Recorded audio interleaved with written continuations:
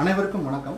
Astro NKV அகாடமியில் நீங்கள் NKV system அப்படின்னு சொல்லக்கூடிய ஒரு ஜோதிட முறை அதை நீங்கள் கற்றுக்கிட்டு வரீங்க.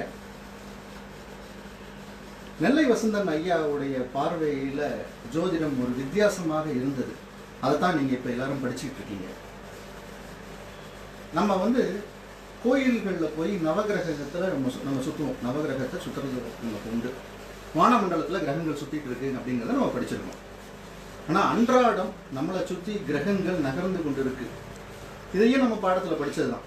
வடிவமாக இருக்குது, நிறங்களாக இருக்குது, தானியங்களாக இருக்குது அப்படின்னு. இந்த விஷயங்கள் எல்லாமே நிகழ்வுகளாக நம்மளை சுற்றி நடந்துட்டு இருக்கு. நமக்கு தான் அதை பார்க்க தெரியல. இதுதான் பிரபஞ்ச ரகசியம் அப்படிங்கிறது. நம்ம எப்போ நமக்கு சுற்றி நமக்கு நடக்கக்கூடிய விஷயங்களை கிரகங்களாக நம்ம பார்க்க அறிகிறோமோ தெரிகிறோமோ அப்போ நம்ம என்கேவி சிஸ்டத்துக்குள்ளே வந்துட்டோம் அப்படிங்கிறத நீங்கள் புரியலாம். அன்றாடம் சின்ன சின்ன விஷயங்கள் கூட கிரகங்கள் நடத்திக்கிட்டு இருக்கு. அதோடைய நாடகத்தை நம்ம காண்றதுக்கு நமக்கு கண் இல்லை. அதை பார்க்க தெரிஞ்சிட்டோம்னா நமக்கு மூன்றாவது கண் இருக்குது அப்படின்னு நீங்கள் தெரிஞ்சுக்கலாம். அதை சொல்லிக் கொடுக்கறதே என்கேவி சிஸ்டம். சரி, இன்னைக்கு இருக்கக்கூடிய கிரகநிலை இன்னைக்கு எப்படி இருக்குன்றத பார்ப்போம்.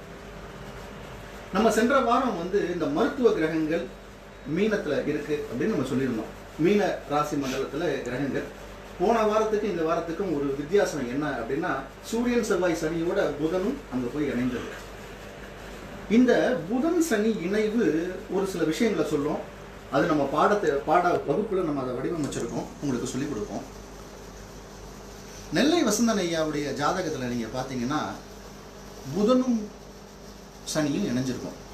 இந்த புதன் சனி இணைந்தவர்கள் ஏதாவது ஒரு புதுசாக சில விஷயங்களை கண்டுபிடிப்பாங்க. ஜோதிடத்திலும் ஐயா கண்டுபிடிச்ச ஒரு விஷயம் தான் என்கேவி சிஸ்டம்.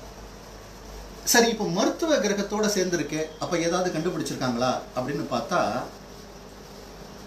இந்த சனி பகவான் 3வது பார்வையாக பார்க்குது. இது முண்டன் அஸ்ட்ராலஜியில் இது சென்னையை குறிக்கும். ராகுக்கு இது அச்சுக்கு வெளியே சந்திரன் மட்டும் தனியாக இருக்கு. அது சொந்தமாக தன் வீட்டையே பார்க்குது. சந்திரன் அப்பல்லோ அப்படிங்கிற வார்த்தையை குறிக்கும். அப்பல்லோ. அப்போ சென்னையில் இருக்கக்கூடிய கிரீம்ஸ் ரோட்ல இருக்கு இல்லையா அப்பல்லோ மருத்துவமனை, அதில் இருக்கக்கூடிய நியூரோ சிகிச்சை பிரிவை சேர்ந்தவர்களில் அந்த குரூப் அவங்க மார்ச் 2ஆம் தேதி இந்த பார்க்கின்சன் அப்படிங்கிற ஒரு நோய். இந்த பார்க்கின்சன் அப்படிங்கிறது என்னன்னா, டக்குன்னு சில விஷயங்கள் மறந்துடும். இதை சொல்ற கிரகம் எதுன்னு பார்த்தீங்கன்னா இந்த புதனும் சனி தான். ஏன்னா நரம்பு மண்டலம், நரம்பு. அப்போ இதை சொல்லக்கூடிய விஷயம். அப்போ இதெல்லாம் இல்லாமல் இந்த சம்பவம் நடக்காது, நிகழாது. மார்ச் 2ஆம் தேதி அவங்க ஒரு ஆய்வு எடுத்துகிட்டு வர்றாங்க. அது ஏடிபிஎஸ் அப்படின்னு சொல்லக்கூடியது. அதாவது மூளைக்கு போகக்கூடிய அந்த செயல்களை ஸ்டிமுலேட் பண்ணுறாங்க. அது ஒரு வித்தியாசமான சிகிச்சை. அந்த டாக்டர்ஸ் அவங்க பேர் என்னன்னு பார்த்தோம்னா டாக்டர் விஜய் சங்கர். இதில் நீங்கள் பேரில் படிச்சிருக்கீங்க. விஜய் சங்கர் அப்படிங்கிற கிரகம் இப்போ இந்த இடத்துல இருக்குது. அதனால தான் அந்த டாக்டரோட பேர் வெளியே வருது.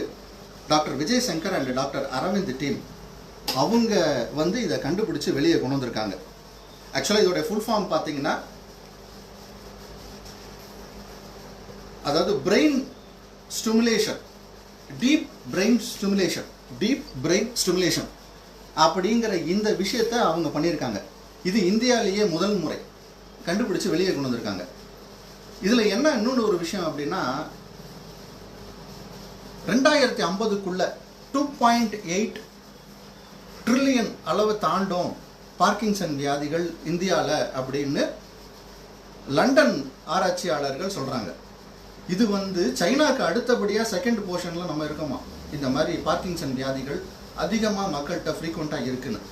அப்போ இந்த மாதிரியான விஷயங்கள் இப்போ நம்ம இந்த புரட்சியாக இந்த மாதிரியான விஷயங்களுக்குள்ள வந்துட்டோம்னா நம்ம அதில் மருத்துவத்தில் நம்ம கண்டுபிடிச்சி வெளியே வந்திருக்கோம் அப்படிங்கிறத நம்ம தெரிஞ்சுக்கலாம். இதில் இன்னொரு விஷயம் இருக்குது. நம்ம சூரியன் சனிக்கான காரகத்துவம் போன வாரம் படித்தோம் மாணவர்கள், உங்களுக்கெல்லாம் தெரியும். இந்த போன் முதுகு தண்டு வடத்துக்கு நடுவில் ஒரு ஃப்ளூயிட் மாதிரி ஒன்று இருக்கும். அந்த ஃப்ளூயிடு புதன் தான் அதுக்கு காரணம். அந்த ஃப்ளூயிட் இப்போ நான் நார்மலாக ஒரு எலும்பு உடஞ்சிருச்சுன்னா அதை ஒட்ட வைக்கிறதுக்காக இதில் சிகிச்சை இருக்குது. இந்த மாதிரி அறுவை சிகிச்சை இல்லாமல் இப்போ செய்யக்கூடிய நவீன சிகிச்சை தான் இப்போ அட்வான்ஸாக வந்துட்டு இருக்கு. எப்படி இப்போ ஏஐ புரட்சி வந்த மாதிரி அந்த ஃப்ளூயிடை ஒரு ஜெல்லை வந்து இவங்க இன்செர்ட் பண்ணுறாங்க. இப்போ அது என்னன்னா உங்களுக்கு வலி இல்லாமல் இருக்கும், அதே சமயத்தில் நீங்கள் நார்மலாக போகலாம். ஸோ இந்த மாதிரியான நிறையா மருத்துவ விஷயங்களில் வந்துக்கிட்டே இருக்கு. இந்த சம்பவங்களை நம்ம எங்கே பார்க்க தவறுறோம்னா நம்மளை சுற்றியே நினச்சிட்டு இருக்கோம். என் ஜாதகம் எப்படி இருக்கு, எனக்கு எப்போ துட்டு வரும் அப்படிங்கிறோம். அந்த விஷயத்தை விட்டு நம்ம மற்ற விஷயங்களை பார்க்க ஆரம்பிச்சிட்டோம்னா நம்மளும் ஒரு சிறந்த ஜோதிடராக ஆகலாம்.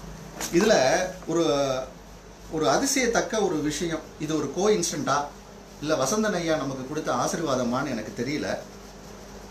இன்னைக்கு உலக பார்க்கின்சன் தினம், இன்னைக்கு ஏப்ரல் 11. ஸோ இதெல்லாம் எப்படி நடக்குதுன்னு தெரியல. ஸோ இந்த மாதிரி விஷயங்கள், அதாவது இந்த புதன் சனி வந்து அதி புத்திசாலி ஆக்கும், இல்லைன்னா ஆர்டிசத்தில் கொண்டு போய் விட்டுரும். ஸோ அதனால் இது ரெண்டுமே வந்து மூளை நரம்பு சார்ந்த விஷயங்கள், நரம்பு தொடர்பான விஷயங்கள். இதைத்தான் நம்ம வகுப்புகளில் நம்ம உங்களுக்கு இன்னும் ப்ரீஃபாக சொல்லித்தர போகிறோம். இதை பார்த்துக்கிட்டு இருக்கிற ஃபேஸ்புக்கில் பார்த்துட்டு இருக்கிற புதுசாக ஃபாலோ பண்ணுறவங்களும் நம்மளுடைய என்கேவி சிஸ்டத்துக்கு வாங்க, வந்து படித்து நீங்களும் இந்த புதிய முறை ஜோதிடத்தை வெளியே கொண்டு போங்க. ஐயாவின் ஆசீர்வாதத்தோட வகுப்பு ஆரம்பிப்போம்.